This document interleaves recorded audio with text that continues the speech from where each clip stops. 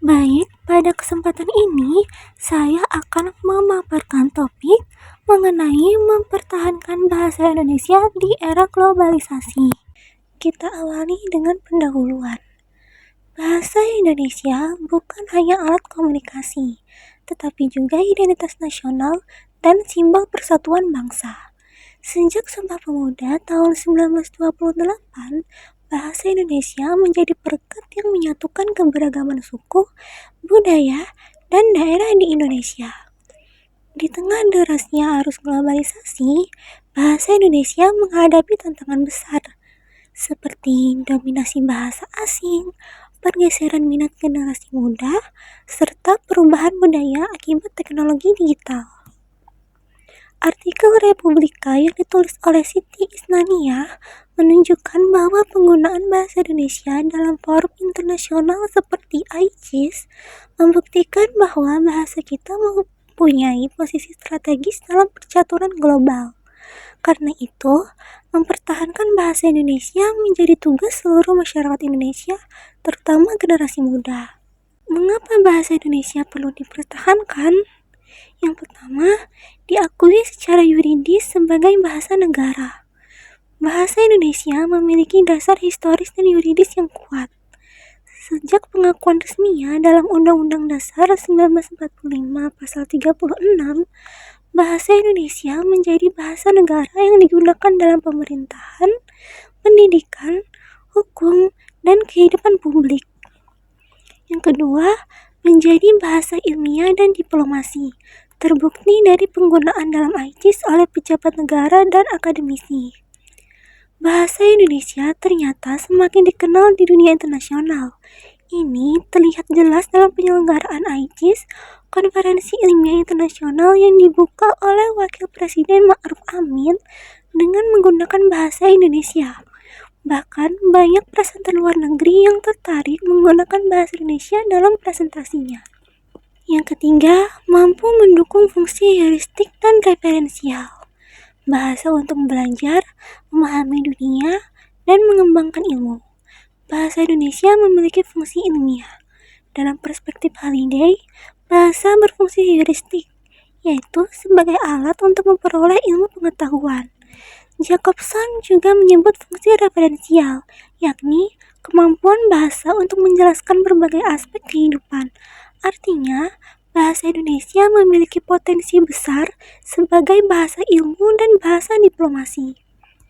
Yang keempat, semakin banyak dipelajari oleh mahasiswa asing. 6.967 mahasiswa asing belajar di Indonesia. Data menunjukkan bahwa ribuan mahasiswa asing belajar di Indonesia setiap tahunnya. Mereka datang dari berbagai negara seperti Thailand, Jepang, Mesir, hingga Rusia. Ini membuktikan bahwa bahasa Indonesia semakin diminati secara global. Kendala yang dihadapi bahasa Indonesia. Yang pertama, dominasi bahasa asing seperti Inggris dalam akademik dan media sosial. Dominasi bahasa asing, terutama bahasa Inggris, membuat banyak orang lebih memilih menggunakan istilah-istilah asing dalam percakapan sehari-hari. Kedua, campur kode berlebihan yang mengaburkan kaidah bahasa Indonesia. Budaya campur kode yang berlebihan di media sosial membuat pemakaian bahasa Indonesia yang baik dan benar mulai tergerus. Ketiga, kurangnya kebiasaan literasi, terutama membaca dan menulis dalam bahasa Indonesia. Tingkat literasi masyarakat Indonesia masih rendah. Banyak orang lebih terbiasa mengonsumsi konten visual cepat, sehingga kebiasaan membaca dan menulis dalam bahasa Indonesia semakin berkurang. Yang keempat, pengaruh globalisasi digital yang membuat kosakata asing lebih cepat viral dibandingkan kosakata Indonesia, terutama kosakata baku. Yang kelima, kurangnya regulasi yang benar-benar ditegakkan meski sudah ada undang-undang dan perpres terkait penggunaan bahasa Indonesia.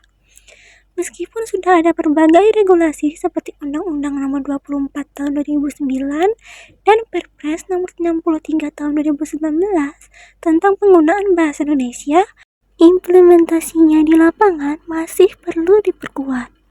Langkah-langkah konkret untuk mempertahankan bahasa Indonesia. Yang satu ada peran pemerintah. Dapat dilakukan dengan memperkuat program BIPA.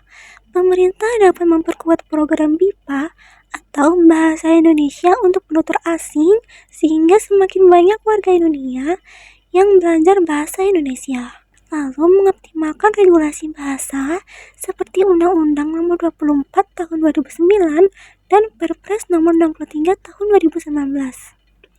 Yang terakhir, menyisipkan diplomasi bahasa dalam forum internasional seperti IGIS.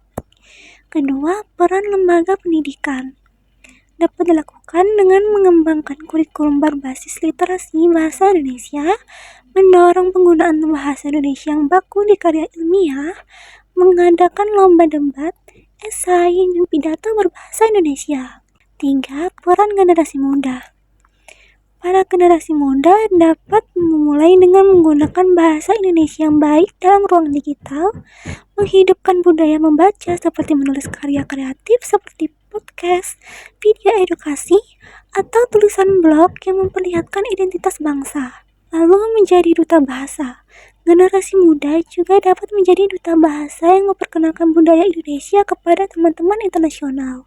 Keempat, peran media dan komunitas. Membuat konten yang mempromosikan bahasa Indonesia, menyediakan terjemahan berkualitas untuk ilmu pengetahuan dan budaya, menyelenggarakan kampanye bulan bahasa, webinar, dan pelatihan literasi.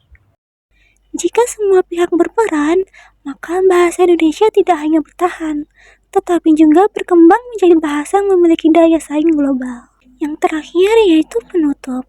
Bahasa Indonesia adalah fondasi identitas bangsa dan alat penyatu. Di era global yang penuh perubahan, mempertahankan bahasa Indonesia berarti menjaga martabat dan kedaulatan budaya. Dengan komitmen bersama, terutama dari generasi muda, bahasa Indonesia dapat tetap menjadi identitas kuat bangsa Indonesia, sekaligus menjadi bahasa yang dihormati di kancah internasional. Mari bersama menjaga, menggunakan, dan memajukan bahasa Indonesia di berbagai ruang kehidupan.